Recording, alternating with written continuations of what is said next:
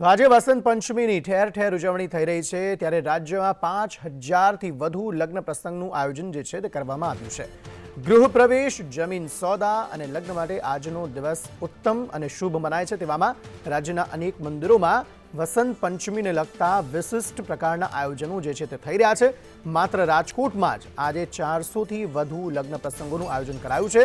Party plot, hall, સમાજની વાડીઓ તમામ ફૂલ છે અને વેલેન્ટાઇનના દિવસે લગ્ન કરવાનો અનોખો ક્રેઝ પણ રહેલો છે।